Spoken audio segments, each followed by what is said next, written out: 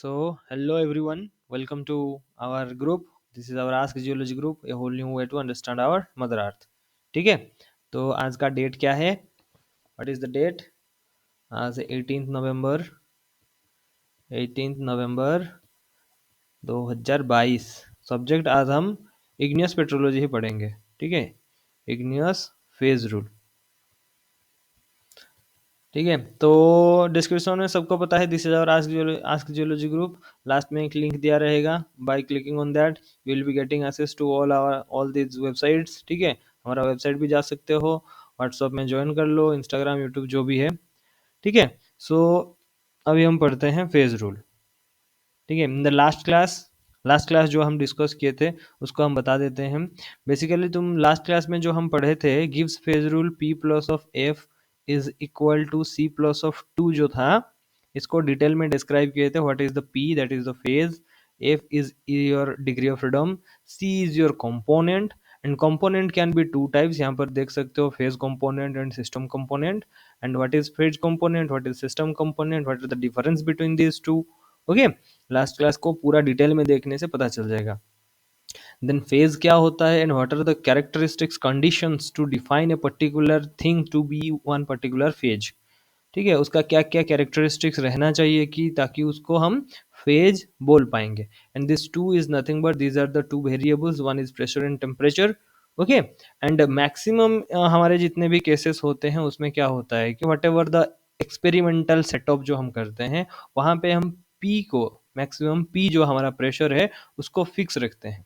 Isobaric condition में वो हमारा एक्सपेरिमेंट करते हैं, जैसे कि अभी देखेंगे डायोक्साइड और थ्रेड सिस्टम या फिर जो भी फेज। अगर एक छोटा सा सिस्टम, केमिकल सिस्टम अगर हम डिफाइन करेंगे, then that chemical system should be defined with respect to the pressure to be constant. ऐसे डिफाइन करते हैं एक केमिकल सिस्टम को। ठीक है, रिप्लाई भी थोड़ा बहुत करना ज़रूरी है, नहीं तो मुझे पता नहीं चलेगा कौन है कौन नहीं। हम जब भी हम कभी पी डिग्री ऑफ फ्रीडम हम निकालेंगे, then P plus of F is equal to C plus of one हम यूज करेंगे। क्यों? यहाँ पर पी हमारा कांस्टेंट है। ठीक है, ये है तुम्हारा फर्स्ट थिंग।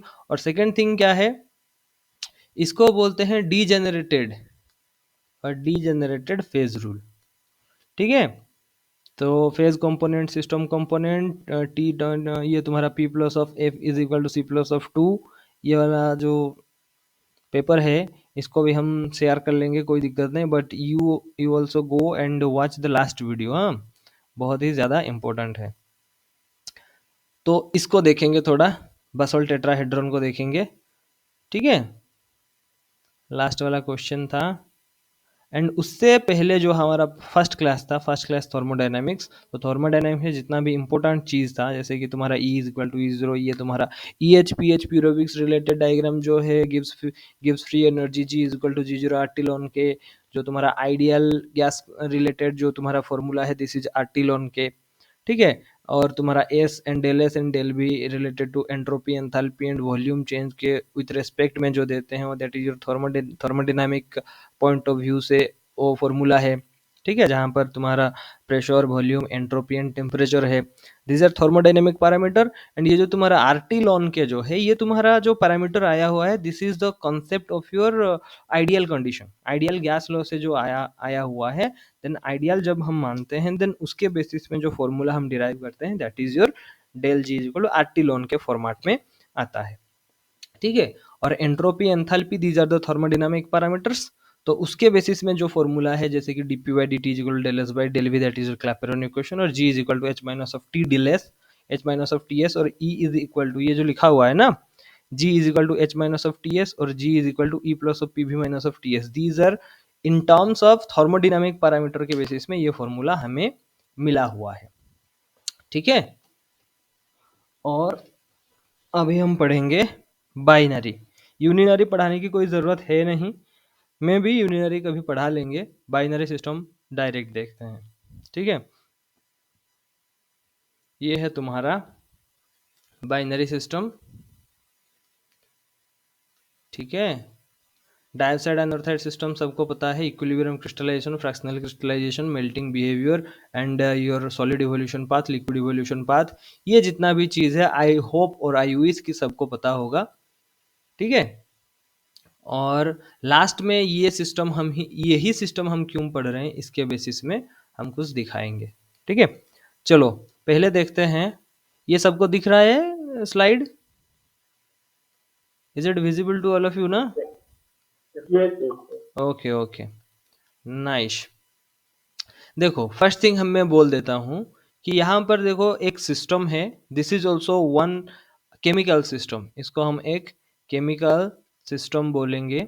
ठीक है, एंड यहाँ पर जो ये तुम्हारा जो केमिकल सिस्टम है, all of you no system and surrounding क्या होता है? System and what ever the rest that is your surrounding. ठीक है, सिस्टम किसको बोलते हैं? जब तुम डिफाइन करते हो कोई एक पर्टिकुलर चीज को, ठीक है, कोई भी यूनिवर्स का कोई भी एक पार्ट में से छोटा सा पार्ट को अगर तुम कंसिडर करते हो, ओके, यू आर कंसिडरिंग और you are just taking that into your consideration, और उसको तुम छोटा सा पार्ट को जब तुम स्टडी करते हो, देन उसका जो बाउंड्री होता है, विद इन दैट बाउंड्री जो है, this is called your system. Okay, this is called your system. System, this is one particular boundary bounded one particular area which is considered or which is taken under consideration for our studies, that is your system। and system को छोड़ के बाकी जो है, that is called your surrounding।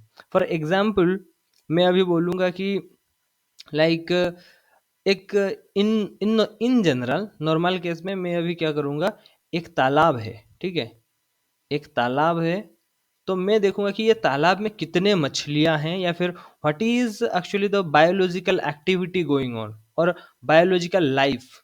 अभी यहाँ पे life क्या है, छोटा मछली होगा, बड़ा मछली होगा, सांप होंगे। तो now I just confined my study area to be this तालाब, ओके, और दिस छोटा सा पॉन्ड। देन ये जो पॉन्ड है, this is considered to be, this is my system.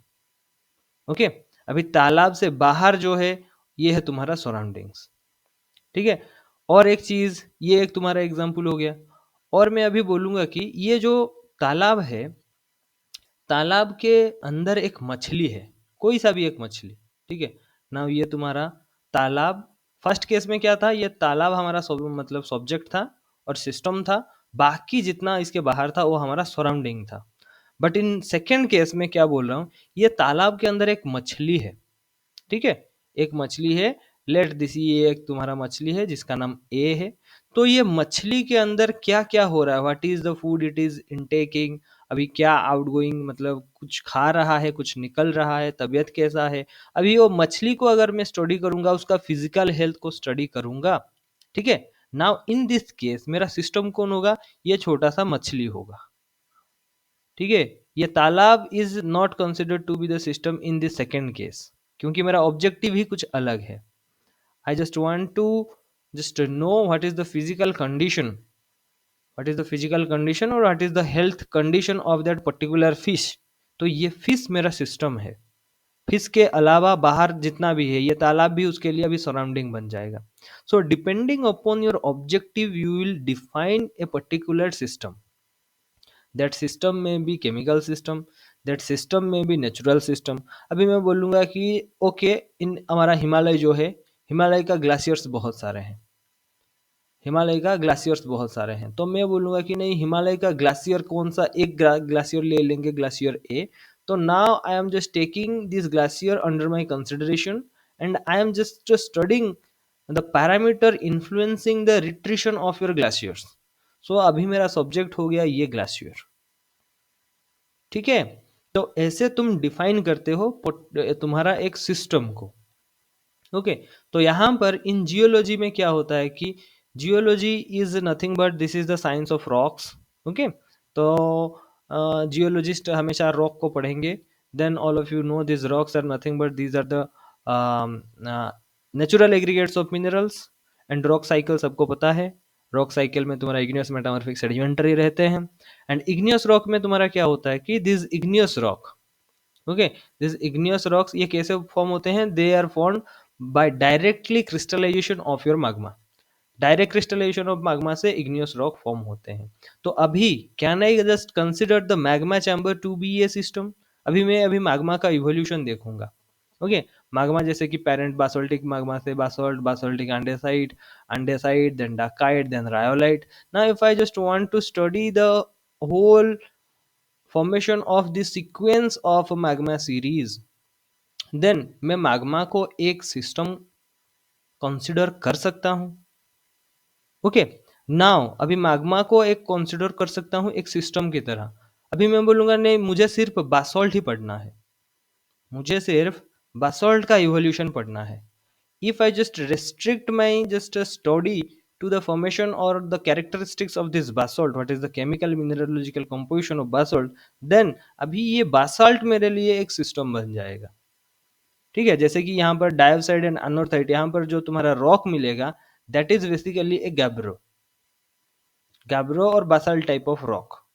Okay, now यहाँ पे if I just consider the basalt to be my system, then the formation of basalt can be represented by diopside and anorthite. If I just consider the diopside and anorthite in a system, यहाँ पे मैं dioxide and अनोथाइड को consider करता हूँ, then with the help of this particular system containing dioxide and anorthite, I can be able to just derive or I can be able to just describe the formation of a basalt. Okay, that's why अभी ये जो dioxide anorthite ये एक chemical system I am defining. Okay, जब हम basalt बोलते हैं तो बासोल्ट या फिर ग्रेनाइट, फॉर एग्जांपल तुम ग्रेनाइट ले लो, granite and basalt these are two same things हैं, because these are equivalent things. Equivalent क्या है सबको पता होगा. आई होप और आई विश कि ये सब तुमको पता हुआ, पता रहना जरूरी भी है और तुमको पता भी है. ठीक है, तो अभी मैं देता हूं जैसे कि ग्रेनाइट. अभी देखो एक एग्जाम्पल लेते हैं ग्रेनाइट. रखो यहाँ पर ही लिखते हैं, नहीं तो बहुत ज़्यादा हो जाएगा. चलो, for example I am taking the granite. ठीक है, अभी हम ग्रेनाइट ले रहे हैं. ग्रेनाइट का मेजर रॉक, मेजर मिनरल्स क्या हो सकता है? एक हो सकता है तुम्हारा quartz and feldspar. So this quartz and feldspar ये तुम्हारा जरूरी है for the formation of your granites. Okay, तो if you consider a system where quartz and feldspar are dominantly present, then maybe you will be able to define the formation of your granites. तो ये तुम्हारा एक system बन गया. तो यहाँ पर देखोगे जब हम नेचुरल ग्रेनाइट हमें मिलेगा, ठीक है, ग्रेनाइट में तुम्हारा क्वार्ट्ज एंड फेल्डस्पार ये है तुम्हारा मेजर मिनरल्स. ठीक है, माइनर मिनरल्स भी यहाँ पर होंगे, ट्रेस मिनरल्स और एसेसरी मिनरल्स, ये सब मिनरल्स भी यहाँ पर हो सकते हैं. सो यहाँ पे फिर से हम डिफाइन करते हैं हमारा सिस्टम को. Now if we just want to define our system with the help of quartz and feldspar. Okay, अभी हम क्या बोल दिए कि क्वार्ट्ज एंड फेल्डस्पार को लेके अभी हम सिस्टम बना लिए जो कि हमारा ग्रेनाइट का एवोल्यूशन को दिखाएगा.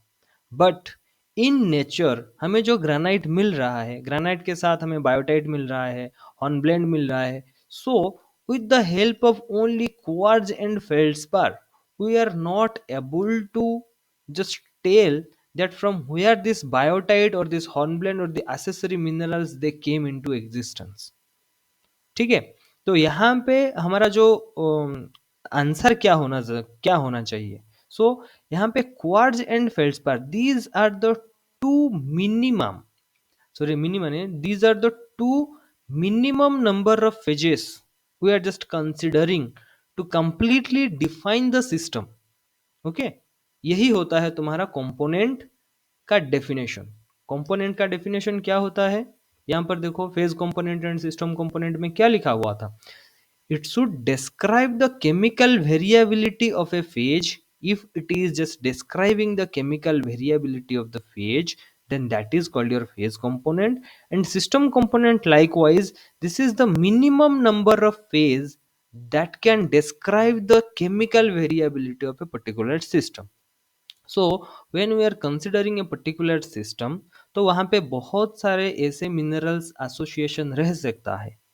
I am just focusing on to the geological things. Okay, तो वहां पे बहुत सारा मिनरल का एसोसिएशन रह सकता है, बट अभी हमें जब कंपोनेंट डिफाइन करना होगा, if I just consider quartz होगा, फेल्डस्पार होगा, बायोटाइट भी होगा, हॉर्नब्लेंड होगा, सो मेरे पास बहुत सारे पैरामीटर्स हो जाएंगे। तो इतने सारा पैरामीटर लेके एक पर्टिकुलर मॉडल डिफाइन करना, that will be very complicated और कॉम्प्लेक्स बन जाएगा बहुत।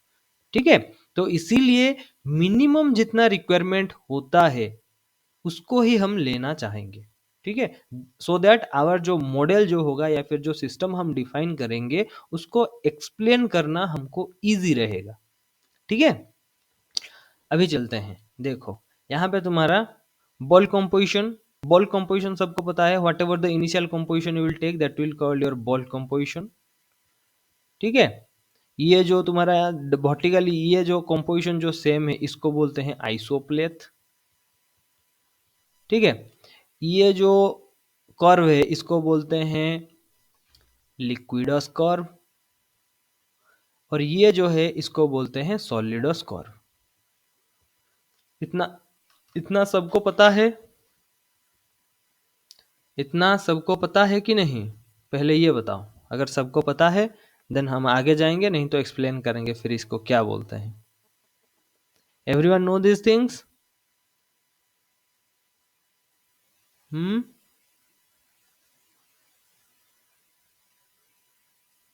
Yes sir. Okay, very good.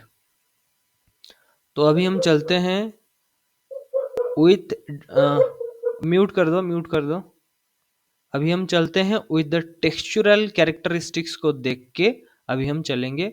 ये बाइनरी को थोड़ा अच्छे से पढ़ेंगे, उसके बाद हम आगे निकलेंगे। हाँ, ठीक है।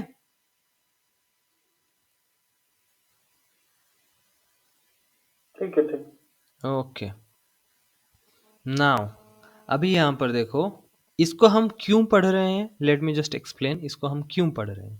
ठीक है, सो यहाँ पे देखो जो हमारा रॉक बनेगा, डाइऑक्साइड एंड अनोथाइड। डाइऑक्साइड कौन से मिनरल ग्रुप में होता है? ये तुम्हारा पायरोक्सिन में है। अनोथाइड क्या है? ये तुम्हारा प्लाजियोक्लेज में है।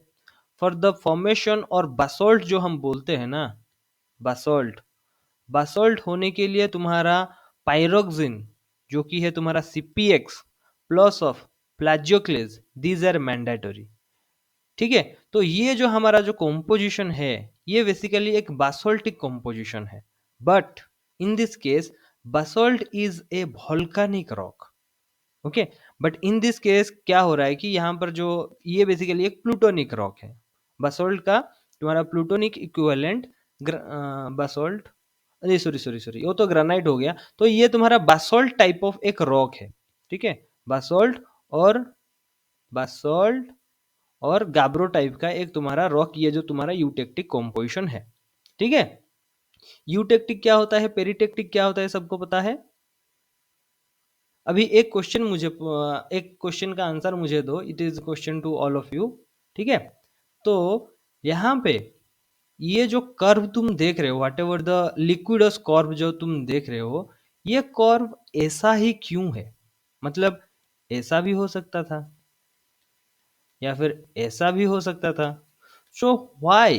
Okay, and if you are considering only the dioxide and anorthite to be the components, तो कोई सा भी तुम कंपोजिशन ले लो, यहाँ पे कोई सा भी कंपोजिशन ले लो। ठीक है, if you are just taking the this composition means dioxide 90, anorthite 10, ये कंपोजिशन ले लो, या फिर ये कंपोजिशन ले लो, ये कंपोजिशन ले लो, कोई सा भी तुम कंपोजिशन ले लो, they will just follow this single path. ये जो पाथ है ना, ये जो पाथ डिफाइन किया गया है, they will follow this particular path, they will follow this particular path. My question is why? Why they are following this particular path? Why not? अभी ऐसे नहीं हो सकते कि, या फिर ऐसे नहीं हो सकते? अगर ऐसे नहीं हो सकते देन क्यों नहीं हो सकते? अगर हो सकते हैं तो क्यों नहीं हो रहे हैं? Any idea Malay? Why they are just following this particular path? and all of you know this is the temperature axis. Okay, this is the temperature axis, this is the higher temperature, this is the lower temperature. Okay, so why they are following that particular path? जल्दी बताओ, जाना है हमें।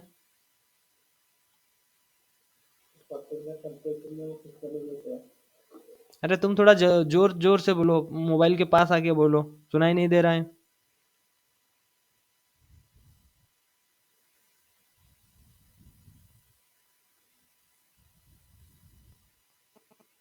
Hello.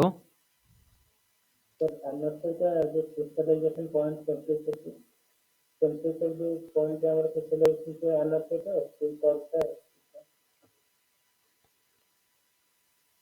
तुम कौन से language में बोल रहे हो?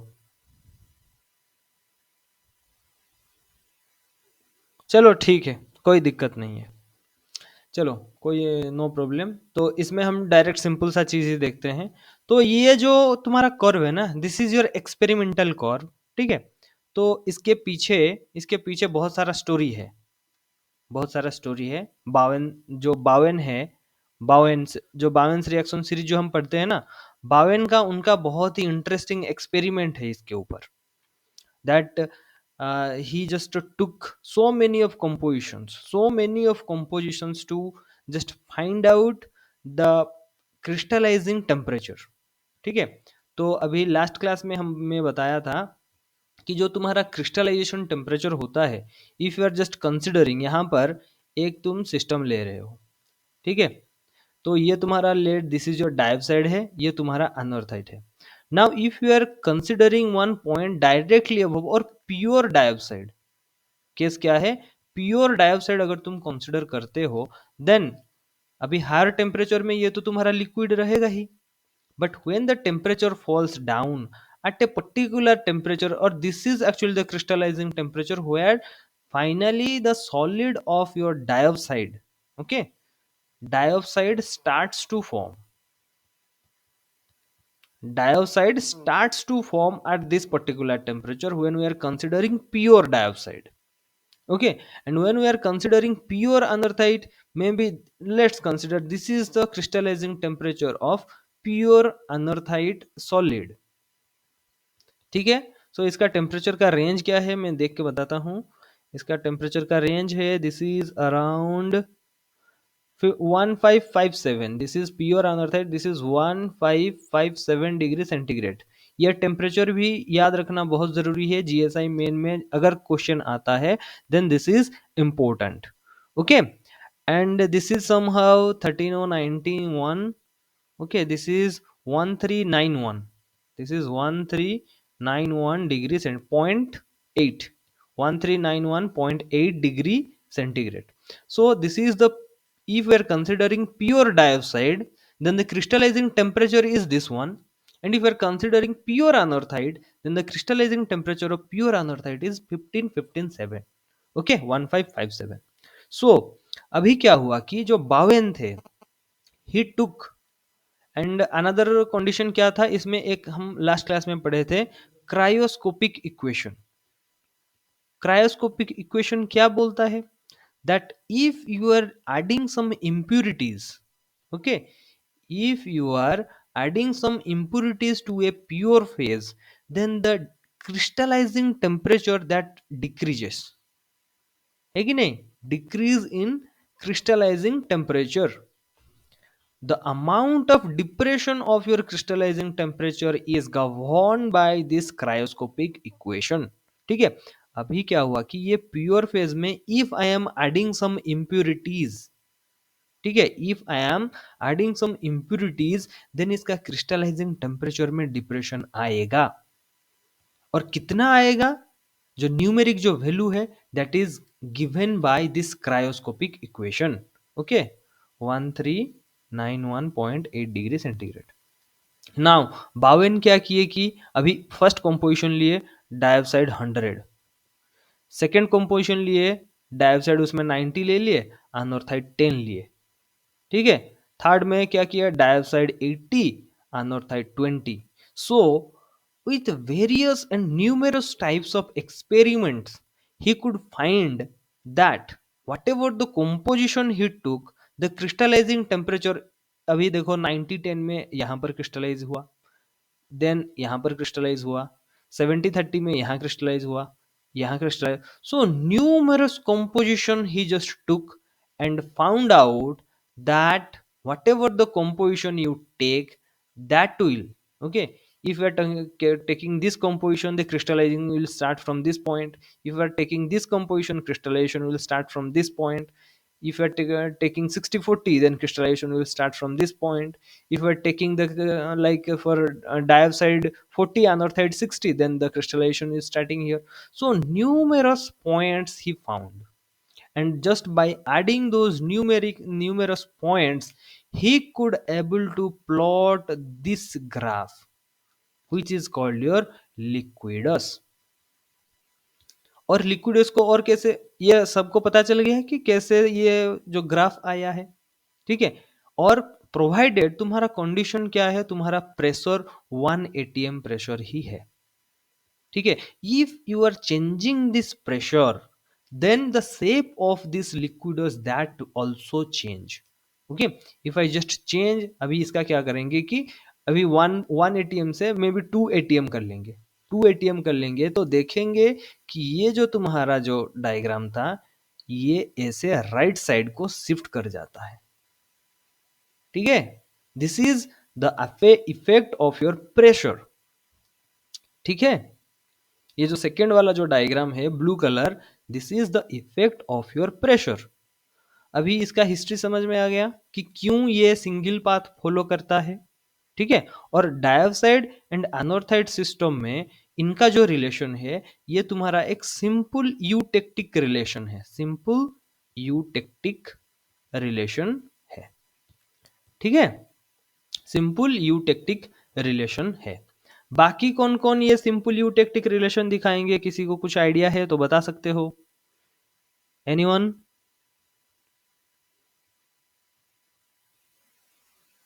ये जो यूटेक्टिक कंपोजिशन है, और कौन कौन सा chemical system in our geology they show this eutectic composition और यूटेक्टिक रिलेशन, कौन कौन दिखाता है? Nepheline silica.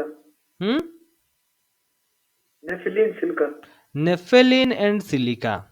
Okay, nepheline silica जो सिस्टम है, we will see nepheline and SiO2. This is not a simple eutectic relation, this is actually a peritectic relation. Okay, that is a peritectic, because nepheline is silica undersaturated, silica is SiO2 जो quartz है, that is SiO2 silica oversaturated, and due to their chemical incompatibility they cannot coexist in a particular system or a single system. That's why वो क्या करते हैं कि एक intermediate stable composition देते हैं, ठीक है. तो इसीलिए दो एंड मेंबर के बीच में एक इंटरमीडिएट कंपोजिशन आता है, और ये जो रिलेशन होता है इसको हम पेरिटेक्टिक रिलेशन बोलते हैं, ठीक है. और नेफेलिन सिलिका ये तुम्हारा यूटेक्टिक रिलेशन नहीं है. ओके, तो ये सब नोट डाउन करो. नोट डाउन करने के लिए जरूरी है, जो तुम्हारा जो यूटेक्टिक कंपोजिशन होता है, यूटेक्टिक कंपोजिशन डायोक्साइड एंड अनोर्थाइड का कितने में होता है?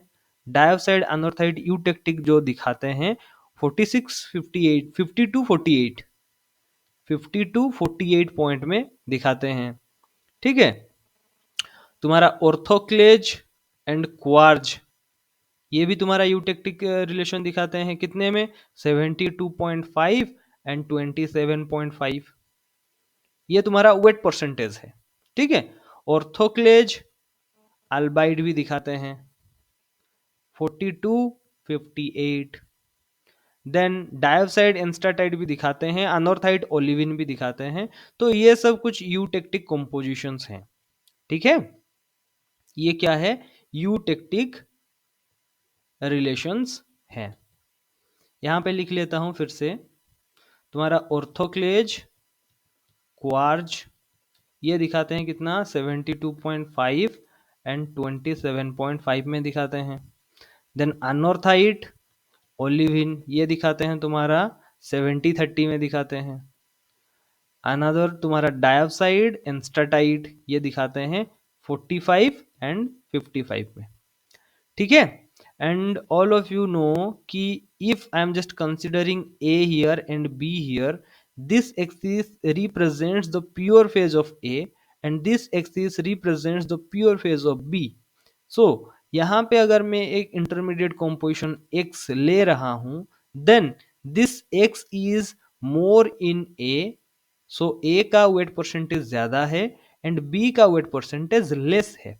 यू कैन सी, अगर if this A is 100% here, then यहाँ पे कितना होगा 90 होगा, यहाँ पे कितना होगा 80 होगा। अगर ये 90 है, बी कितना होगा 10 होगा, ये 80 है, बी कितना होगा 20 होगा। अगर ए के देखें, ये अगर ए 100 है तो बी कितना है 0 है। यहाँ पे बी में देखेंगे, इफ बी इज 100 देन ए क्या है 0 है। यहाँ पर देखेंगे बी 90 है, ए कितना है 100 है। सो ऐसे करके तुम्हारा जो वेट परसेंटेज है दैट वेरीज, ठीक है। सबको समझ में आया यूटेक्टिक क्या होता है? पेरिटेक्टिक में जाएंगे, कोई दिक्कत नहीं है, ठीक है। तो अभी यूटिक्टिक में सिंपल क्रिस्टलाइजेशन हम देख लेते हैं, उसके बाद उसका एसोसिएटेड टेक्सचर के बारे में देखेंगे। सो यहाँ पे क्या होता है 1500 डिग्री सेंटीग्रेड, तो सबको पता होगा कि above the liquidus, above the liquidus everything is liquid, ठीक है। अभी बिलो द लिक्विडस, ये जो रीजन है ये देखो तुम्हारा अनॉर्थाइड प्लस ऑफ लिक्विड है, अनॉर्थाइड प्लस ऑफ लिक्विड, इसको कंसिडर करते हैं, but it is like practically it is impossible to just penetrate inside this, okay. ये अगर एक चैम्बर बोलेंगे, ये चैम्बर के अंदर घुसना इट इज फिजिकली और प्रैक्टिकली इट इज इम्पॉसिबल, क्योंकि if you are considering this composition, ये तुम्हारा अगर बोल कॉम्पोजिशन है, तो if you allow the temperature to cool down, then ये कूल के होने के बाद ये पर्टिकुलर टेम्परेचर में it will start to crystallize और सॉलिडिफिकेशन यहाँ से स्टार्ट होगा, कोई ना छोटा छोटा क्रिस्टल यहाँ पे बनना स्टार्ट होगा, ठीक है। तो यहां से नीचे नहीं जा सकता, because the first crystal that will be formed at this particular temperature, not here. तो इन केस फिजिकली ये जो तुम्हारा लिक्विडस के नीचे ये जो रीजन है यहाँ पे आना मुश्किल है, मतलब फिजिकली नहीं आ सकते। बट नो वरीज, ये जो तुम्हारा कॉम्पोजिशन है ये जो फील्ड है उसको तुम लिखते हैं अनॉर्थाइड प्लस ऑफ लिक्विड, तो यहाँ पे तुम्हारा corresponding solid plus of liquid रहता है, ठीक है। धीरे धीरे क्रिस्टलाइजेशन जाता है, बढ़ता है, एंड ये है तुम्हारा सॉलिडस। सॉलिडस के नीचे सारा का सारा सॉलिड ही रहता है, ठीक है। यहाँ पे दो कंक्लूजन क्या हुआ, लिक्विडस के ऊपर एवरीथिंग इज लिक्विड, सॉलिडस के नीचे everything is solid, okay, first thing. And second thing, important thing क्या है, liquids are immiscible, sorry liquids are miscible, you can not distinguish the composition, ठीक है। ये डायोक्साइड एंड अनोथाइड ये liquid में when they are in liquid phase, तो यहाँ पे तुम डिस्टिंग्विश नहीं कर पाओगे, तो ये क्या हो जाते हैं मिसिबल हो जाते हैं। So liquid is miscible and solids are immiscible, ठीक है। यहाँ पे अगर हम फेज निकालेंगे, यहाँ पे फेज हमारा 1 होगा, लेकिन बिलो दिस यूटेक्टिक पॉइंट अगर हम फेज निकालते हैं तो यहाँ पे फेज हम 2 लिखेंगे, क्योंकि ये जो सॉलिड हमारा बन गया, ये सॉलिड में डायोक्साइड एंड अनोथाइड दोनों है, and we are able to physically just mark a boundary between this dioxide and anorthite, that's why हमारे पास यहाँ पर फेज जो है वो 2 लिया जाता है, ठीक है। लास्ट क्लास देख लेना, कोई दिक्कत नहीं। तो यहाँ पे देखो हमारा जो इनिशियल कंपोजिशन है, इनिशियल बोल्ट कंपोजिशन यहाँ पर था अभी, इनिशियल बोल्ट कंपोजिशन जो तुम्हारा है 18% अनोथाइड एंड 82% ऑफ डायोक्साइड, ये जो पॉइंट देख रहे हो, ठीक है। 82 तुम्हारा डायोक्साइड है एंड 18 तुम्हारा अनोथाइड है। नाउ यू कैन सी, ये जो राइट साइड जो डायग्राम है it is showing basically what are the crystals and liquid they are getting formed, और हम इक्विलिब्रियम क्रिस्टलाइजेशन को कंसिडर करते हैं, क्या वो करते हैं, इक्विलिब्रियम क्रिस्टलाइजेशन, ठीक है, इक्विलिब्रियम क्रिस्टलाइजेशन को कंसिडर कर रहे हैं। नाउ टेम्परेचर धीरे धीरे है, बट फिर भी ये तुम्हारा लिक्विडस के ऊपर है, दैट मीन्स ये अभी भी लिक्विड ही है। देख रहे हो, ये देखो पूरा 100% लिक्विड इज स्टिल प्रेजेंट। उसके बाद अभी ये धीरे धीरे आ गया, देखो ये पॉइंट में आ गया, फिर भी 100% liquid. Now when it touches the liquids, when it touches the liquidus, तो क्या होता है यहाँ पर देखो 1% of dioxide that started to crystallize, है कि नहीं। अभी देखो यहाँ पे क्या हो रहा है, now 1% of your dioxide is getting formed।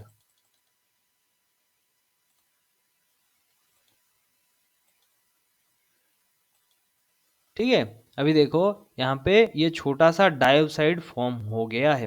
क्यों? क्योंकि this bulk composition starting from the 1500 degree centigrade, now it is cooling and cooling and cooling and further cooling, and it is present in the left side, okay, so whatever, and it is touching the dioxide plus of liquid field, so it will start crystallizing dioxide। इसको बोलते हैं primary field. ठीक है, क्या बोलते हैं, primary field. अभी if the composition would be this right side, तो ये क्या क्रिस्टलाइज करना स्टार्ट करेगा, ये तुम्हारा अनॉर्थाइड क्रिस्टलाइज करना स्टार्ट करेगा। सो इस साइड में in the right side part what is the bolt composition और द प्राइमरी फील्ड क्या होगा, तुम्हारा अनॉर्थाइड रहेगा। देख रहे हो, अभी देखो when it is just touching this liquidus curve, यहाँ पे देखो 1% डाइऑक्साइड और small amount of dioxide is getting formed. ठीक है, अभी देखो धीरे धीरे धीरे धीरे, अभी यहाँ पर ओहो और एक चीज हम भूल गए, यहाँ पे करते हैं। यहाँ पे अभी देखते हैं डिग्री ऑफ फ्रीडम भी एक साथ ही कैलकुलेट करते हैं। यहाँ पर डिग्री ऑफ फ्रीडम हम कैलकुलेट करते हैं, जो कि है P plus of F is equal to C plus of 1। अभी यहाँ पे फेज क्या है, सिंपल लिक्विड ही है, तो फेज अभी हमारे पास 1 है। डिग्री ऑफ फ्रीडम हमें कैलकुलेट करना है। कंपोनेंट क्या है, ये बाइनरी कंपोनेंट है, मतलब C is equal to 2 plus of 1। That implies तुम्हारा डिग्री ऑफ फ्रीडम अभी भी तुम्हारे पास 2 है। मतलब देर आर टू, तुम ऐसे भी आ सकते हो, ऐसे भी आ सकते हो, कैसे भी करके तुम अगर आ सकते हो, तुम्हारे पास डिग्री ऑफ फ्रीडम अभी 2 है।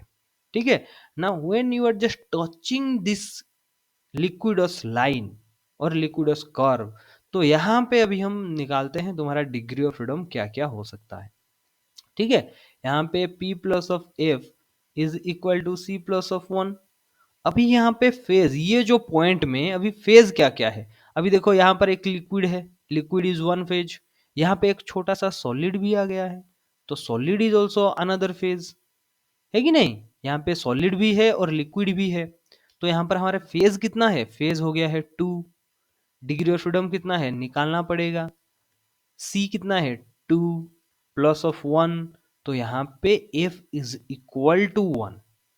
That implies degree of freedom is 1, so that your composition is whatever the composition you have, this composition is free to move in the Tx diagram। ये तुम्हारा टेम्परेचर है, x तुम्हारा composition है, temperature composition diagram में f अभी तुम्हारे पास 1 है। That implies this composition is free to move in this Tx diagram. ठीक है, अभी डिग्री ऑफ फ्रीडम 1 है, तो ये धीरे धीरे धीरे धीरे इस साइड में जाएगा, नीचे नीचे अभी due towards the lower temperature अभी जाएगा। देखो कैसे मूव कर रहा है। ठीक है, नाउ अभी यहाँ पर ये जो पॉइंट है, इस पॉइंट में अभी हम डिग्री ऑफ फ्रीडम निकालते हैं। P plus of F is equal to C plus of 1 करते हैं। फेज कितना है 2 है, बिकॉज ये तुम्हारा एक लिक्विड है, ये तुम्हारा एक सॉलिड है, सॉलिड 1 लिक्विड 1 2 हो गया। F is equal to C plus of, यहाँ पर भी अभी डिग्री ऑफ फ्रीडम अभी देखो तुम्हारा 1 है, so it is gaining some degree of freedom so that it is able to move in this Tx space, and अभी Tx स्पेस में मूव कर सकता है। कैसे मूव कर सकता है, अभी हमने पहले ही बता लिया है, what ever the composition it will follow this same path, it will follow the same path. ठीक है, तो ये वाला पाथ ही फॉलो करेगा। अभी करके जा रहा है, देखो धीरे धीरे और ऊपर जा रहा है, तो सॉलिड धीरे धीरे बढ़ रहा है, सॉलिड धीरे धीरे बढ़ रहा है, सॉलिड धीरे धीरे बढ़ रहा है। अभी बढ़ने के बाद when it is coming to this eutectic point, अभी सॉलिड इवोल्यूशन लिक्विड इवोल्यूशन देखेंगे, but at this eutectic point what is actually happening.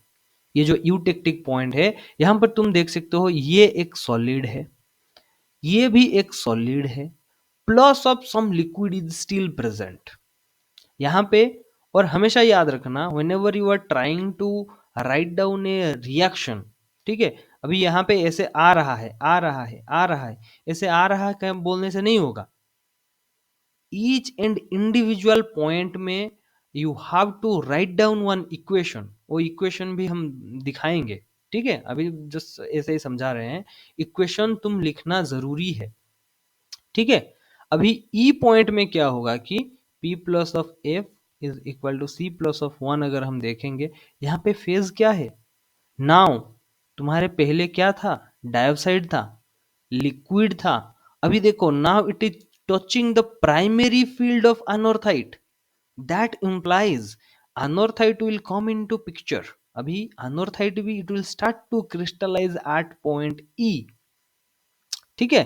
तो यहाँ पे हमारा क्या कितना फेज है, डाइऑक्साइड भी है, क्योंकि डाइऑक्साइड सॉलिड बन रहा है, और यहाँ पे अनोर्थाइट का फील्ड टच कर रहा है, that implies it will start crystallizing the anorthite solid. And I previously told you that these solids are immiscible, so that we can differentiate dioxide and anorthite to be different entities. तो dioxide हमारे पास पहले था, उसके साथ liquid था, और अभी अनोर्थाइड यहाँ पे आ रहा है, ठीक है। अभी अनोर्थाइड भी आ गया, तो डाइऑक्साइड एक फेज है, अनोर्थाइड एक फेज है, प्लस ऑफ लिक्विड भी एक फेज है। तो हमारे पास फेज अभी eight this point eutectic point में फेज हमारा कितना हो गया, 3। डिग्री ऑफ फ्रीडम अभी कैलकुलेट करेंगे, कंपोनेंट है 2 प्लस ऑफ 1, सो यहां पर आ रहा है F इज इक्वल टू 0, और this condition is called your invariant point. Invariant point, that means if the degree of freedom is 0, then it is not allowed to move in the TX diagram. All of you are getting my point now.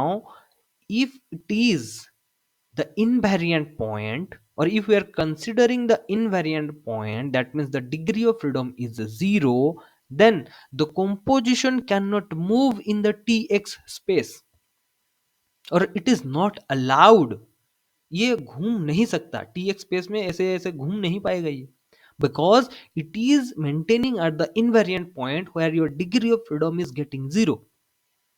Okay, तो अभी if we are considering, hello okay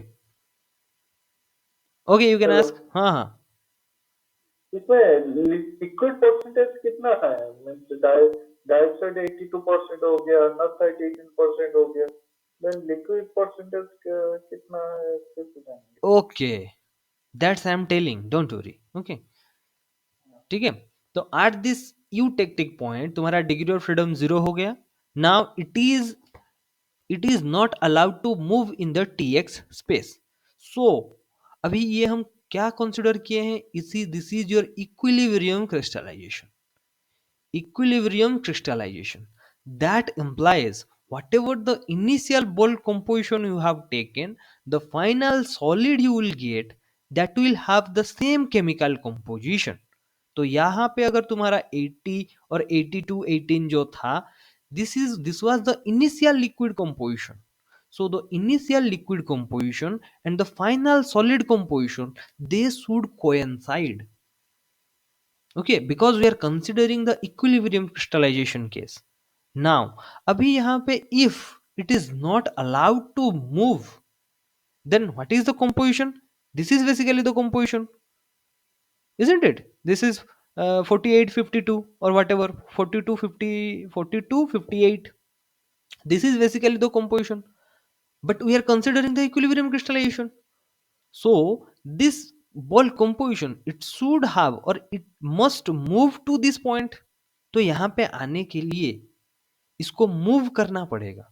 move करना पड़ेगा in the sense it will have to gain some degree of freedom, because without gaining any kind of degree of freedom, it is not allowed to move in the tx space diagram. Okay, so if you want to move, then gain some degree of freedom, then you are free to move, no problem. ठीक है, ठीक है ना? सो यहाँ पे क्या होता है कि now at this eutectic temperature or at this eutectic point, what actually happens, dioxide is there, liquid is there, and anorthite is there, so that degree of freedom is equal to 0. But in this case what actually happens, this liquid, okay, this liquid is fully consumed. यहाँ पे देखो, if you consider p plus of f is equal to c plus of 1, अभी तुम्हें f क्या चाहिए, you need some degree of freedom, component is fixed, so that is there is only one possibility, that either you just make some changes or make some disturbances to this phase. अभी phase अगर ऊपर नीचे होगा, then you can get some degree of freedom, and if you just get some degree of freedom, you are allowed to move in the tx diagram.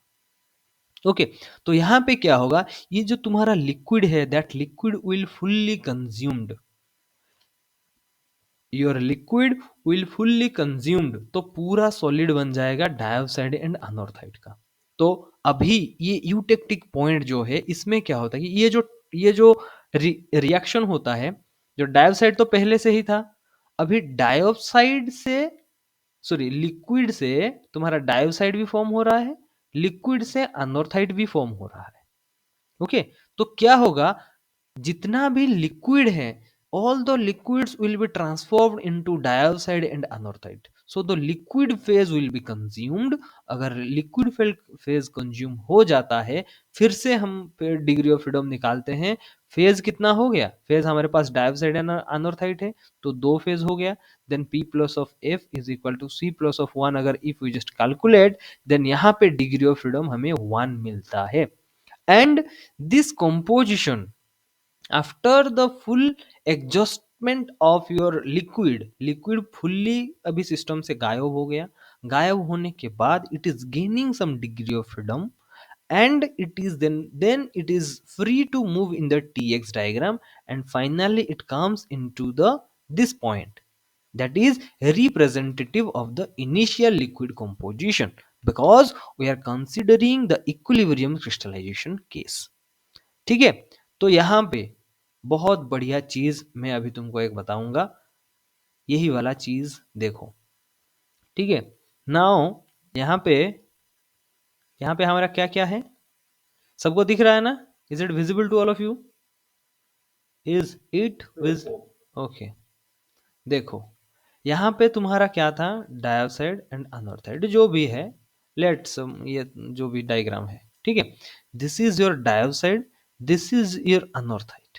Okay, now I am considering this to be the crystallization, or I am considering the equilibrium crystallization. So ये कहाँ से आएगा? Now it will come from this point, then it will move, then it will come to this F, then finally it will come to this point.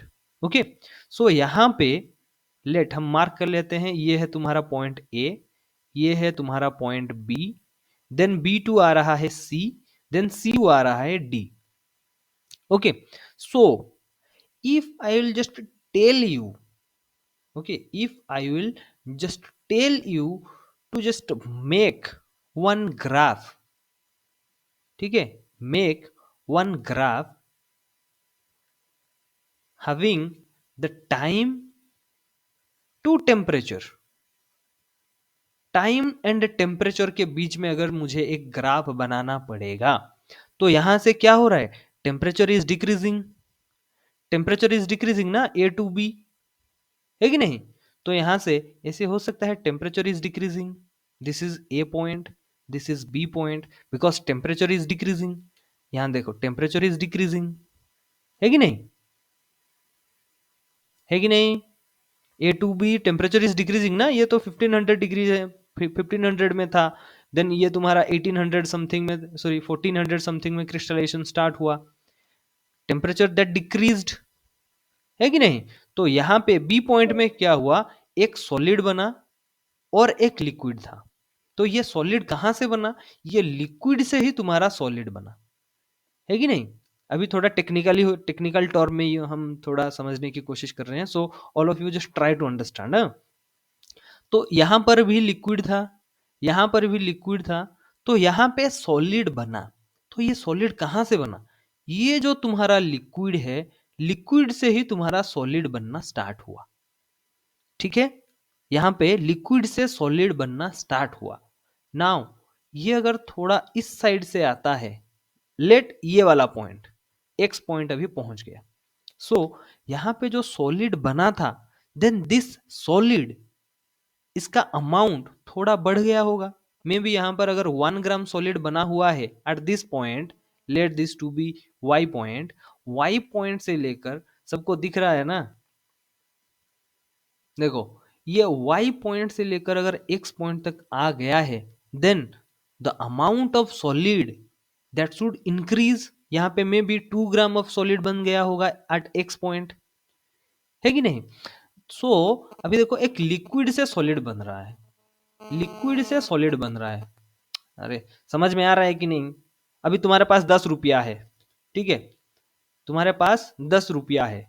Now अभी तुम क्या किए, अभी देखो तुम दुकान गए, तो ये है तुम्हारा सिस्टम, ठीक है, तुम यहाँ पर हो, ये दुकान है, ठीक है, तो तुम आए, अभी भी तुम्हारे पास 10 रुपया है, फिर आए, अभी भी 10 रुपया है, दुकान में पहुंच गए, दुकान में पहुंच गए मतलब अभी तुम्हारा पैसा खर्चा होना स्टार्ट होगा। तो यहाँ पे क्या किए, तुम बोले कि भैया एक काम करो, तुम 1 रुपए का कुछ एक टॉफी दे दो, ठीक है?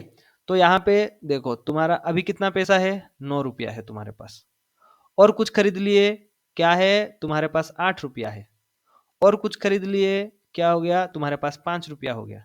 उसके बाद तुम देखे कि नहीं नहीं भैया इतना ही खत्म कर सकते हैं, और पैसा नहीं होगा, छोटा भाई है इस साइड, वो भी 5 रुपया लेगा, ठीक है? सो यहाँ पे जो तुम्हारा जो फुल बल्क कंपोजिशन जो तुम्हारे पास 10 रुपया था, ठीक है, now it started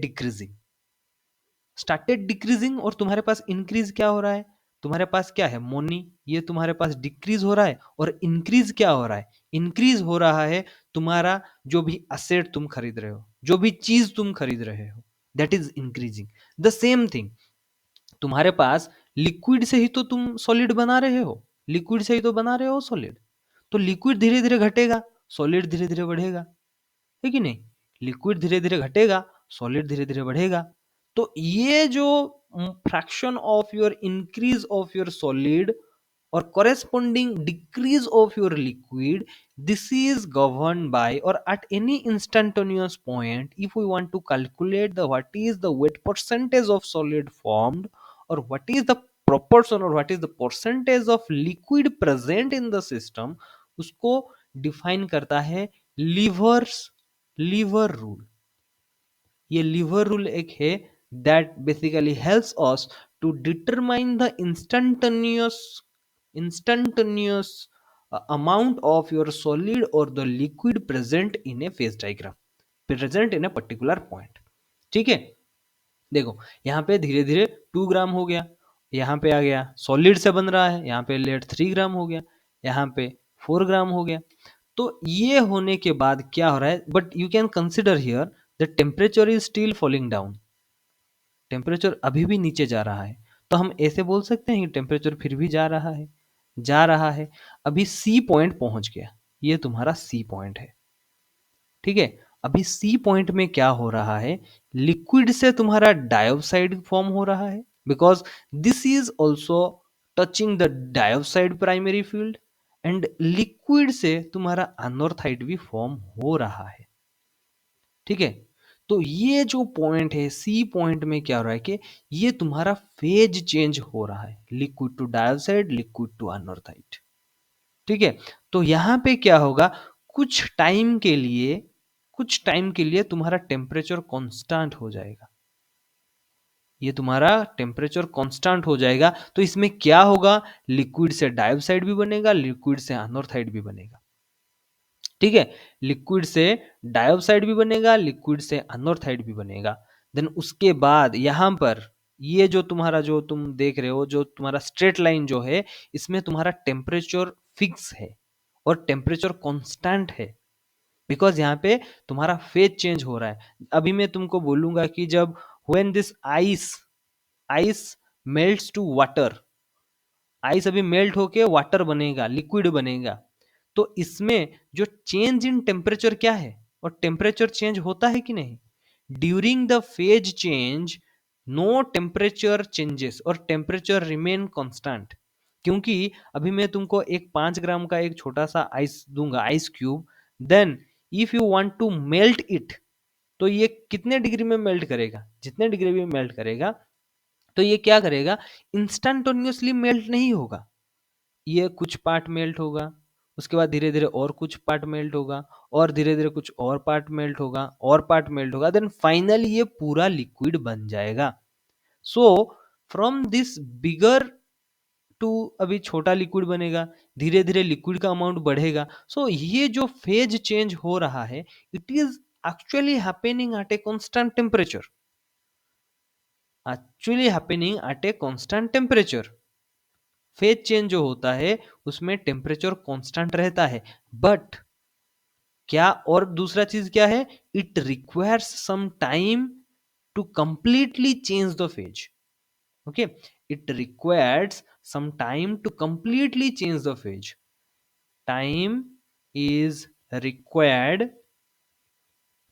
to completely change the phase, है कि नहीं? फेज चेंज के लिए ये जो टाइम, इसीलिए यहां पर देखो टाइम बढ़ रहा है, 1 second, 2 second, 3 second, 4 second, 5 second, 8 second, ये देखो टाइम बढ़ रहा है, लेकिन तुम्हारा टेम्परेचर अभी फिक्स है। तो ये जो टेम्परेचर फिक्स है, यहाँ पर बेसिकली हो क्या रहा है, यहाँ पे तुम्हारा फेज चेंज हो रहा है। ठीक है, उसके बाद पूरा सॉलिड हो गया, उसके बाद फिर से टेम्परेचर डिक्रीज कर जाएगा। ठीक है, ठीक है, ये तुम्हारा टाइम है, ये तुम्हारा टेम्परेचर नहीं, ये तुम फेज ही मान लो, ये तुम्हारा फेज मान लो, टेम्परेचर मत कहो, ये फेज, और सिंपली टेम्परेचर भी एसोसिएटेड, नो प्रॉब्लम। ठीक है, लीवर प्रिंसिपल सबको पता है? रुको, यहाँ पे अभी हमारा फेज चेंज हो गया, डिग्री ऑफ फ्रीडम हो गया, डिग्री ऑफ फ्रीडम 0 होने के बाद when it is coming down, ये अभी नीचे जब आ रहा है, वहां पे यहाँ पर डिग्री ऑफ फ्रीडम कितना है, p plus of F is equal to C plus of 1 calculate करेंगे। फेज हमारे पास 2 है, डिग्री ऑफ फ्रीडम कैलकुलेट करेंगे, कंपोनेंट हमारे पास 2 है, तो f is equal to 1, degree of freedom 1 है, that's why it is freely, it can freely move in the tx space, and finally ये जो तुम्हारा फाइनल कंपोजिशन है यहाँ पे आ जाएगा, यहाँ पे आ जाएगा। ठीक है, तो यहाँ पे और एक चीज हम जो बहुत ज्यादा इंपॉर्टेंट है, एक फर्स्ट चीज हो गया तुम्हारा डिग्री ऑफ फ्रीडम कैलकुलेट करना, जो एग्जाम में पूछता है बेसिकली, और अभी सेकेंड फेज है जो तुम्हारा, that is basically liver liver rule और लिवर प्रिंसिपल। ओके, यहाँ पे हम देखेंगे solid evolution path and liquid evolution path. तो ये जो पाथ हम देखे, this is basically your liquid evolution path, liquid evolution path. अभी ये जो लिक्विड है इसका 42 58 क्या है लास्ट में जो बनी? क्या, 42 और 58 जो लास्ट फाइनल कंक्लूजन के किसका होगा? ये तुम्हारा लास्ट कंपोजिशन नहीं है, ये तुम्हारा यहाँ आके पहुंचेगा। यहाँ पर देख रहे हो ना, 18% अनऑर्थाइड, 82% डाइऑक्साइड। ठीक है, ये जो तुम डायरेक्ट वर्टिकली दिखा दिया है, बट कुमुलेटिव अगर तुम देखोगे then the composition will go to this point. ठीक है, यहाँ पे आएगा। ठीक है, if it is fractional crystallization then ये तुम्हारा यूटेक्टिक कंपोजिशन में ही रहेगा। फ्रैक्शनल क्रिस्टलाइजेशन के बारे में भी बताएंगे, डोंट वरी। ठीक है, तो ये है तुम्हारा लिक्विड इवोल्यूशन पाथ, और इसका कोरेस्पोंडिंग सॉलिड जो बनेगा, यहाँ पे जो तुम्हारा फर्स्ट सॉलिड बनेगा, यहाँ पे जो तुम्हारा फर्स्ट सॉलिड बनेगा वो तुम्हारा प्योर डाइऑक्साइड ही होगा। तो if it is pure dioxide, if it is pure dioxide means 100% dioxide is there, rest is liquid। okay, rest is liquid, 100% dioxide। तो इसका जो सॉलिड कंपोजिशन यहाँ पे आएगा, because it is 100% dioxide, impurity है ही नहीं। देखो यहाँ पे आएगा, ये धीरे धीरे यहाँ पे आता है, तो इसका कंपोजिशन धीरे यहाँ आएगा, यहाँ आएगा, यहाँ आएगा, यहाँ आएगा, है कि नहीं। उसके बाद ये जो पॉइंट आ गया यूटेक्टिक पॉइंट में, इसका कंपोजिशन यहाँ पे आ जाएगा। उसके बाद it will take some time for the phase change, और लिक्विड से तुम्हारा जो डाइऑक्साइड हो रहा है, लिक्विड से तुम्हारा अनॉर्थाइट हो रहा है, तो ये लिक्विड कंज्यूम होने तक ये पॉइंट यहीं पे ही रहेगा। ठीक है, अभी ये जो ई पॉइंट है, इसमें क्या है, हमारे पास डाइऑक्साइड है, अनॉर्थाइट है, लिक्विड है। तो अभी देखो हमारे सिस्टम में क्या क्या है, डाइऑक्साइड, अनॉर्थाइड प्लस ऑफ लिक्विड। तो ये देखो प्योर डाइऑक्साइड अभी नहीं रहा, अनॉर्थाइड अभी इसको इम्प्योर इम्प्योर बना रहा है। तो इसका जो सॉलिड जो है, इसका पॉइंट कहाँ पे आएगा, प्योर डाइऑक्साइड था, धीरे धीरे अनॉर्थाइड आया, तो देखो अनॉर्थाइड धीरे धीरे ये इम्प्योर होता जा रहा है, होता जा रहा है कि नहीं, होता जा रहा है, होता जा रहा है। तो यहां पे अभी जब आ गया, because this was the initial composition, and right now our solid has that same initial composition, जिसमें हमारा इनिशियल कितना था, 82 था तुम्हारा डायोक्साइड, एंड 18 था तुम्हारा अनॉर्थाइड। तो ये जो ई पॉइंट में पूरा लिक्विड कंज्यूम होने तक, पूरा जब लिक्विड कंज्यूम हो जाएगा, तो हमारा सॉलिड का जो कंपोजिशन है वो इस वाले पॉइंट में आ जाएगा, ये वाले पॉइंट में आ जाएगा। एंड फर्दर टेम्परेचर डाउन होता है, तो ये नीचे डायरेक्टली वर्टिकल डाउनवर्ड होके ये वाले पॉइंट में आ जाएगा। ठीक है, so basically this is your liquid evolution path. अभी अगर ये जो डायग्राम बनाया है, ठीक है, डायग्राम में बता दिया है कि ये जो है दिस ई, और ये जो लेंथ है, this is not your liquid evolution path. Liquid evolution path is from this point to this point, क्योंकि इसके बाद हमारे सिस्टम में लिक्विड है ही नहीं, तो लिक्विड इवोल्यूशन पाथ कहां से लाएंगे। सो ये वाला जो पॉइंट है, ये वाला जो डायग्राम है, ये डायग्राम में liquid evolution path and solid evolution path अभी हम दिखाते हैं। ये देखो तुम्हारा पहले ये starting from this point to ये यहां पे आएगा, then it will come to this point, this is called your liquid evolution path. यहां पे लिखा हुआ है लिक्विड इवोल्यूशन पाथ।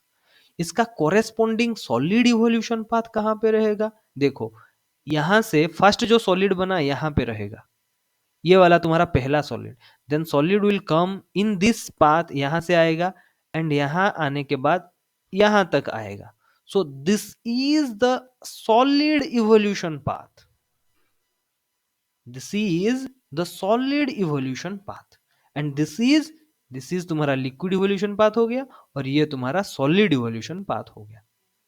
ठीक है, अभी तक क्लियर है solid evolution path, liquid evolution path. अभी हम लिवर रूल को जाएंगे, क्योंकि ये इंपॉर्टेंट है, ये समझ लो। उसके बाद बाकी जो है उसमें लिवर रूल हम समझाएंगे नहीं, तो कोई दिक्कत नहीं होगा।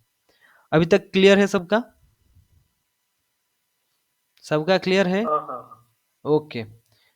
क्योंकि जब तुम जीएसआई में अगर क्वेश्चन आता है, then you have to write down in this manner what is solid evolution path, liquid evolution path, सब लिखना पड़ेगा। ऐसा नहीं है कि जो तुम नोट में देख लिए तो ये ऐसे क्रिस्टलाइजेशन होता है, ऐसे क्रिस्टलाइजेशन होता है, दैट इज इन जनरल, सब लोग यही लिखेंगे, but you have to write down something different.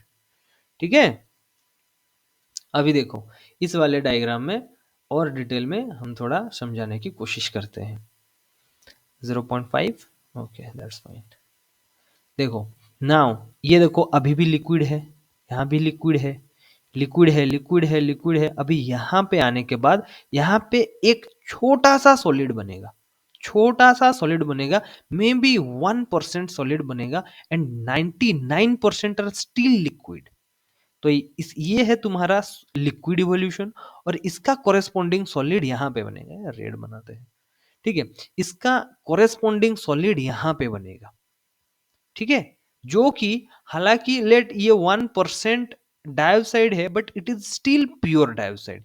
Pure dioxide in the sense ये वाले एक्सिस में रहेगा। ठीक है, now when it is coming to this point, for example this point, और थोड़ा बाहर ले लेते हैं ये वाला point, now this is actually the line, isn't it?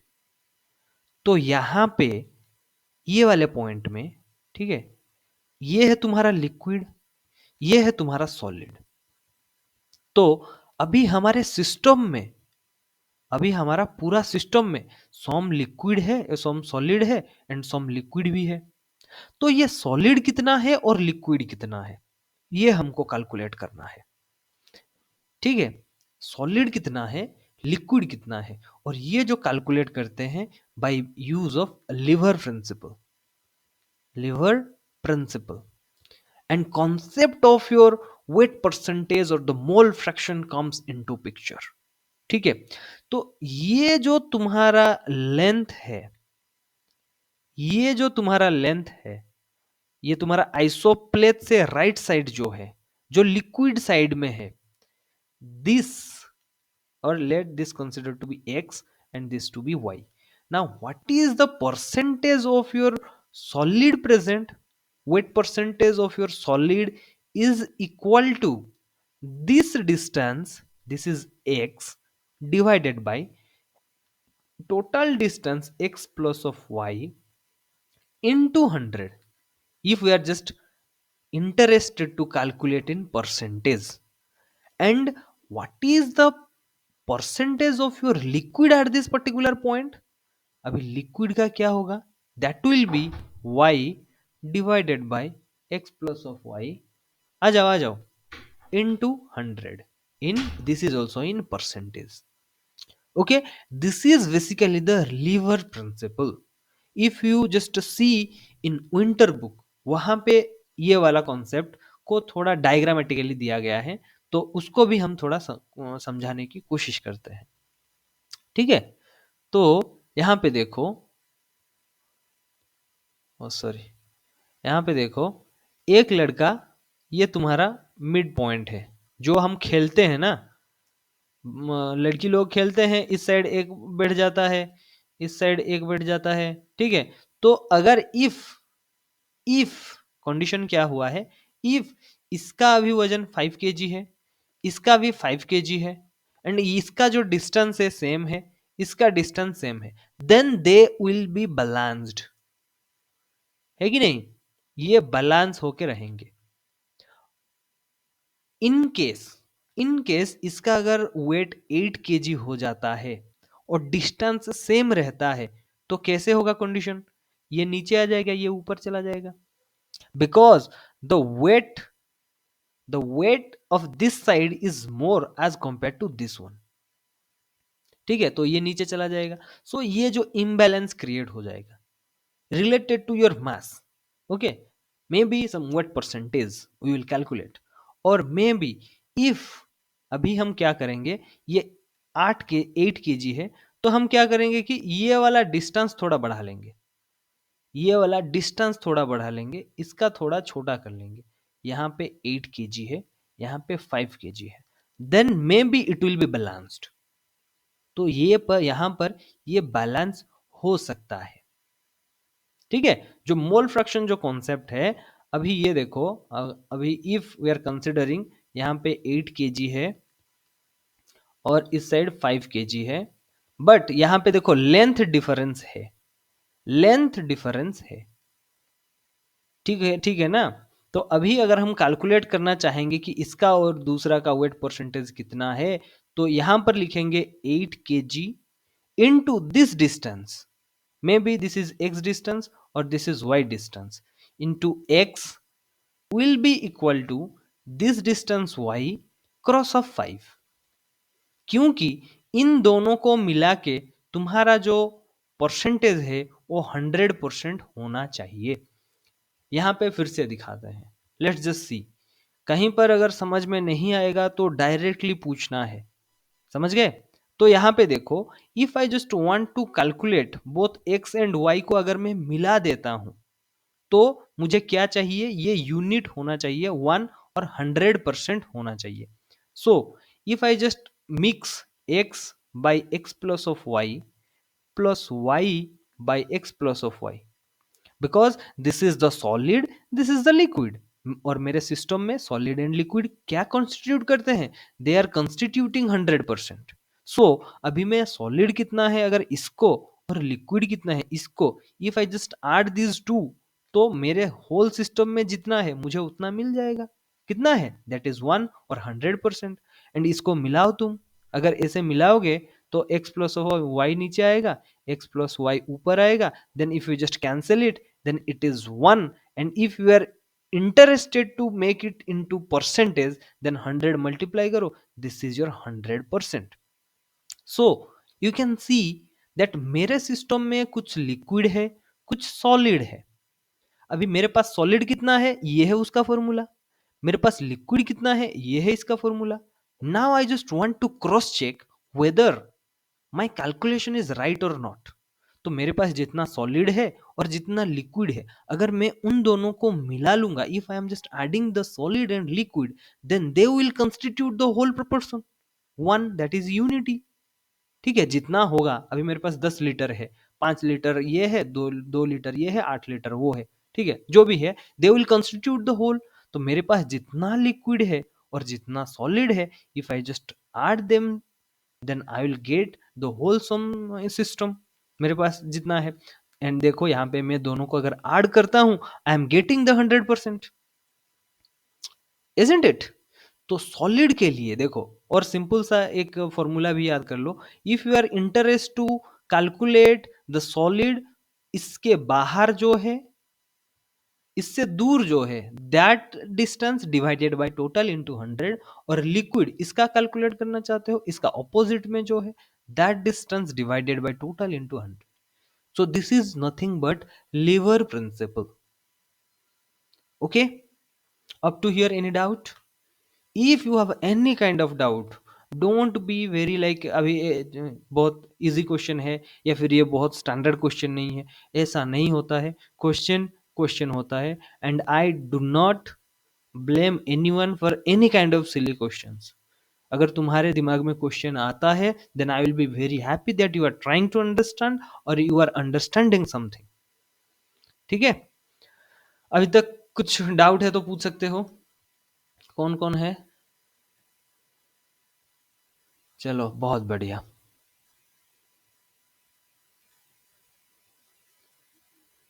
अभी किसी का कुछ डाउट है?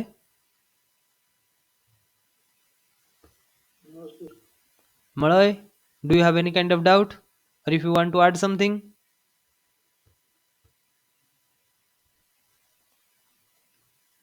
मलय भैया, hello.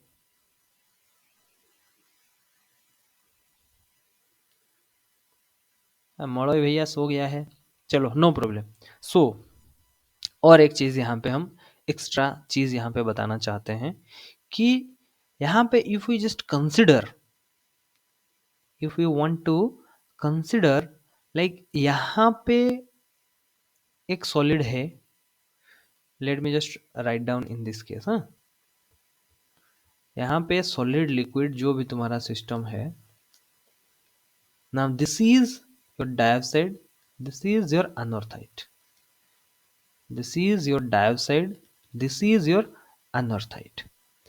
Now this is your eutectic composition, this is your eutectic composition. Let it be this point to be E, where your degree of freedom becomes 0, that is invariant point. But in case जब हम इसका जब implications देखेंगे, what is actually the implications, what is actually the implications, because whatever the rock that will be formed in this case na, that is basically gabbro or basalt type of rock, that is your gabbro or basalt type of rock. and in case हमारा जो geology में अभी हम देखेंगे कि this basalt is considered to be the primary magma.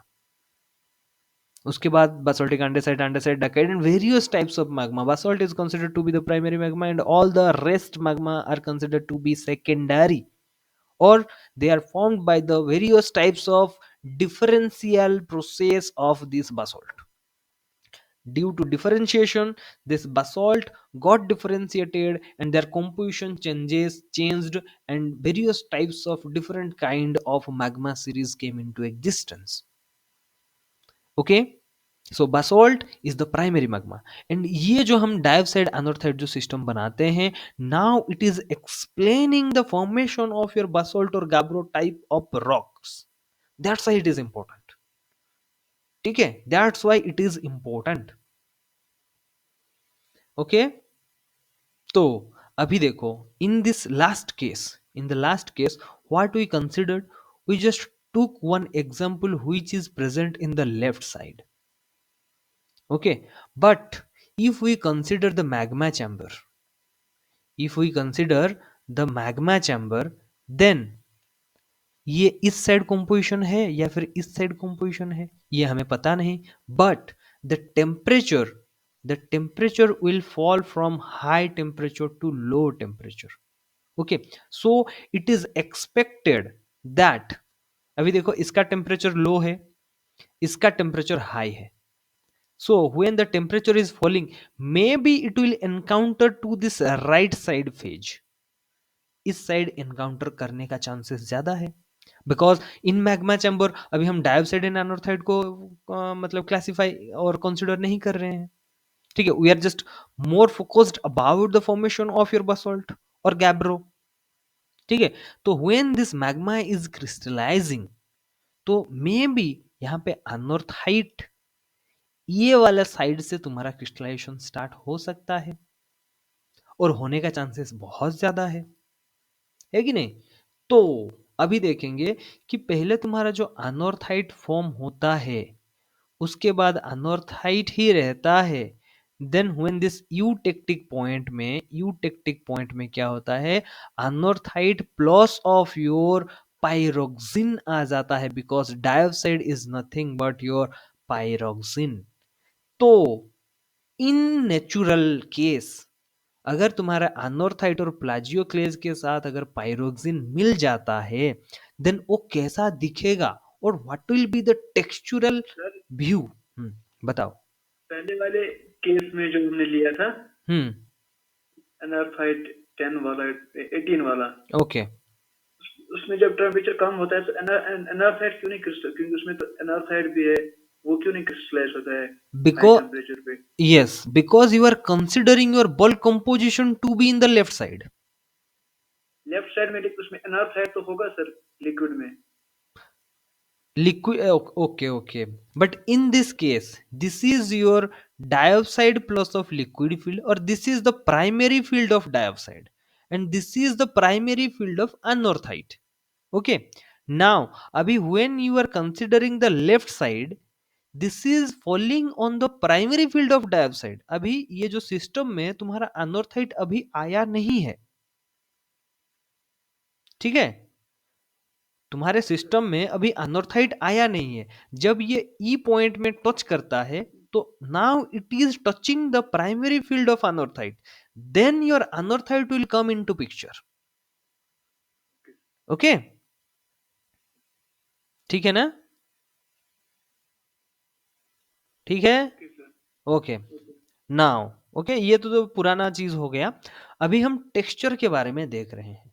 ठीक है, तो इस साइड या फिर इस साइड कहीं पर भी आता है, but in case if you are just considering the directly whole magma chamber, तो इस साइड से तुम्हारा कंपोजिशन नीचे आएगा, then it will start crystallizing anorthite. In the first in the first case we consider towards the left side of the diagram, and in this case we are considering the magma chamber, natural magma chamber. So it is expected that the crystallization of your anorthite would come first, or the bulk composition will lie towards the left, towards the right, or the anorthite end member. Okay, तो यहाँ पे पहले अनोर्थाइट form होगा, अनोर्थाइट form होगा. ठीक है, अभी यहाँ पे अच्छे से देखो, अनोर्थाइट फॉर्म हो रहा है. ठीक है, if we are considering this to be the ball composition, now the anorthite is getting formed. This is the liquid and its corresponding solid will be formed here. ये तुम्हारा S1 है, ये तुम्हारा L1 है. And always remember the Gibbs phase rule. Gibbs phase rule, it is applicable, इसका जो applicability है, this is applicable only to a situation where equilibrium is maintained.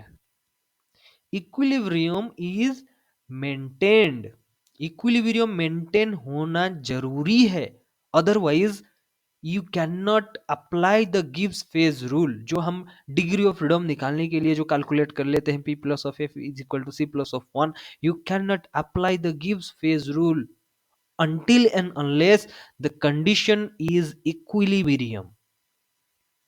ठीक है, तो यहां पर ये जो S1 and L1 they are in chemical equilibrium, and when they are just coming down, when they are coming down, the liquid composition will change to L2 and the solid composition will change to S2, but still the the solid is anorthite because it is still present in the primary field of your anorthite. Now, when it is coming further down, let this to be your L3, its corresponding solid will be S3. Then it will come to this eutectic point, let this to be L4 and its corresponding solid will be S4. Okay, but in this eutectic point, what actually happening? The anorthite जो तुम्हारा S1, S2, S3, now this is the evolution of your solid. तो जो तुम्हारा छोटा सा solid था S1 में, now that solid has grown up, थोड़ा बड़ा हो गया है, ठीक है, थोड़ा बड़ा हो गया है और सिस्टम में अभी अवेलेबल है, but this dioxide is not present in the system. When you are just coming to this eutectic temperature or this eutectic point, now this point is touching to the primary field of your diapside. Okay, your this E point is touching to the primary field of this diapside, so diapside will start to crystallize from the liquid, and at this eutectic temperature or at this eutectic point, diopside as well as anorthite will crystallize from the liquid until the total liquid is exhausted. Because this E point, the degree of freedom becomes zero. In this case, both the liquid, the diapside and anorthite all are in equilibrium condition. That's why we are able to apply the Gibbs phase rule and we are finding the degree of freedom to be zero. That means it is the invariant point. Okay, and in this invariant point, and if we want to move the ball composition or the chemical composition, then we are supposed to gain some degree of freedom, and the gaining of degree of freedom is only possible by exhausting only one particular phase. And in this case, the liquid phase is fully consumed and only dioxide and anorthite are present. That's why the degree of freedom that becomes 1, okay, univariant line, then it is able to move in the tx space. So यहाँ पे एक interesting question है, interesting analysis है, ठीक है, तो यहाँ पे पहले क्या होता था, तुम्हारा अनोर्थाइट, अनोर्थाइट इज देयर, अनोर्थाइट अनोर्थाइट अनोर्थाइट, बहुत ज्यादा अनोर्थाइट इस साइड से अभी बन के आ गया है, but when it is coming to this eutectic point, then diopside is also coming into picture. ठीक है, तो अनोर्थाइट ऐसे बन रहा था, ये तुम्हारा अनोर्थाइट है, देन इसके बाद क्या हुआ कि डायोप्साइड आ गया, डायोप्साइड आ गया, तो मे बी ये अनोर्थाइट को, अनोर्थाइट बड़ा हो जाएगा, डायोप्साइड ऐसे बाहर रहना चाहिए, है कि नहीं, अनोर्थाइट अंदर रहना चाहिए, और ऐसे भी हो सकता है this anorthite should form the host, क्योंकि अनोर्थाइट बहुत ज्यादा बड़ा है कि नहीं, तो यहां पे हमारा जो कंक्लूजन होना चाहिए, क्या होना चाहिए, अनोर्थाइट ये तुम्हारा बड़ा होना चाहिए, ये डो है ना, पता नहीं, बड़ा होना चाहिए, ये तो हो गया बे, इट शुड बी बिगर, है कि नहीं, और तो तुम्हारा डायोप्साइड जो है इट शुड बी स्मॉलर, है कि नहीं, क्योंकि अनोर्थाइट बहुत पहले से फॉर्म हो रहा है, ये देखो तुम्हारा डायग्राम, ये देखो तुम्हारा डायग्राम, क्योंकि अनोर्थाइट पहले से फॉर्म हो रहा है, so it is getting more time to develop its crystals. But dioxide in this case, only at this eutectic temperature or at this eutectic point, dioxide is getting some time to grow its size, or dioxide crystals, they are getting some little time for their growth. तो हमारा assumption क्या होता है कि जो अनॉर्थाइड जो है वो बड़ा होना चाहिए, और जो डाइऑक्साइड जो है वो तुम्हारा छोटा होना चाहिए. This is basically simple conclusion we can draw from the diagram. Diagram से ये हम ड्रॉ कर सकते हैं. But interesting point comes here. यहाँ पे जब हम देखते हैं बसोल्ट और गाब्रो टाइप ऑफ रॉक में, वहां पे देखते हैं हमारा जो होस्ट होता है ना, होस्ट जो हमारा होता है वो तुम्हारा पाइरोक्सिन होता है, और तुम्हारा जो इंक्लूजन जो छोटा छोटा होता है वो होता है तुम्हारा अनॉर्थाइट. ठीक है. तो in this case this is our observation. Diagram से हमें पता चल रहा है कि अनॉर्थाइड बड़ा होना चाहिए, डायोक्साइड छोटा होना चाहिए. बट इन रियलिटी जो अनॉर्थाइड ये तुम्हारा छोटा हो जाता है, एंड डायोक्साइड ये तुम्हारा बिगर ग्रेन बनाता है. ठीक है, ये तुम्हारा बिगर ग्रेन बनाता है. Now why it happens, the thing is why it happens.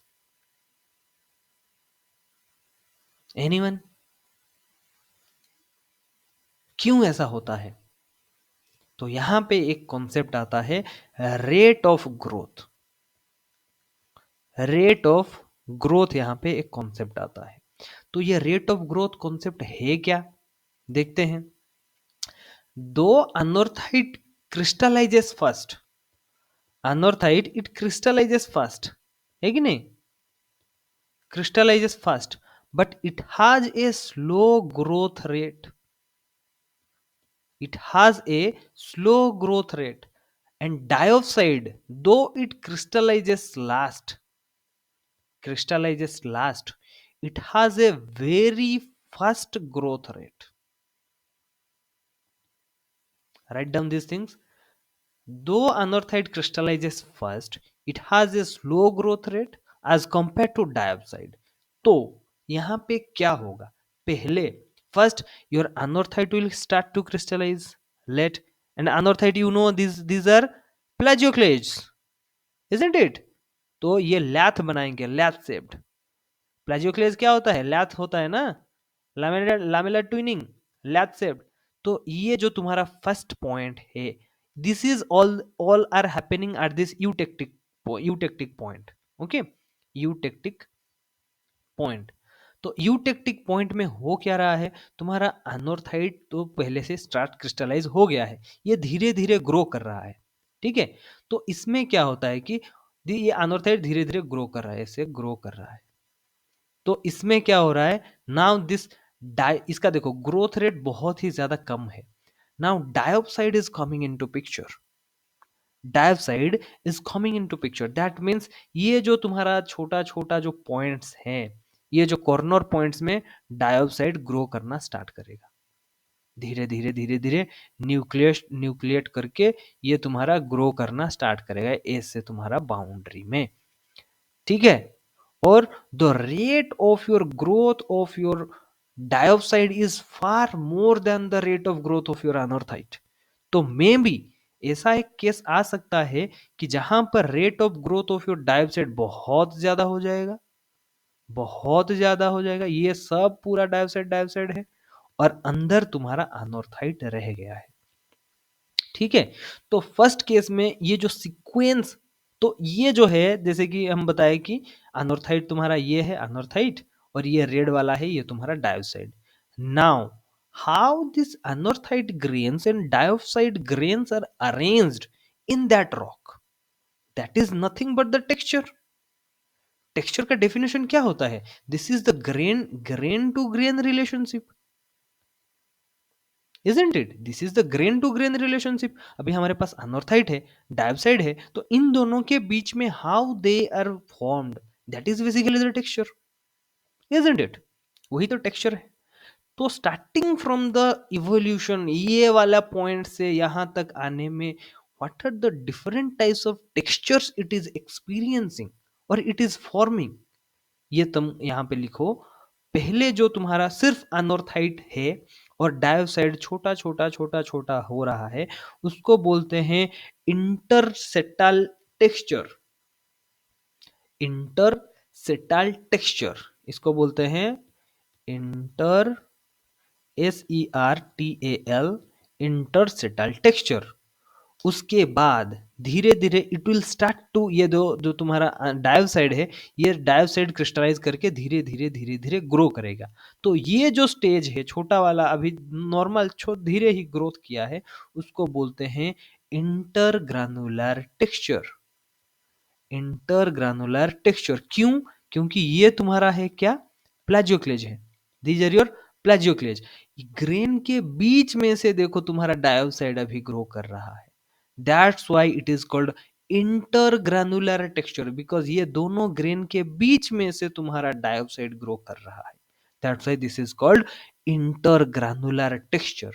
Now ये ग्रो करने के बाद, थर्ड केस बनाते हैं, ग्रो करने के बाद now it is just trying to engulf the plagioclase or the anorthite, then this texture is called your subophytic texture, subophytic texture.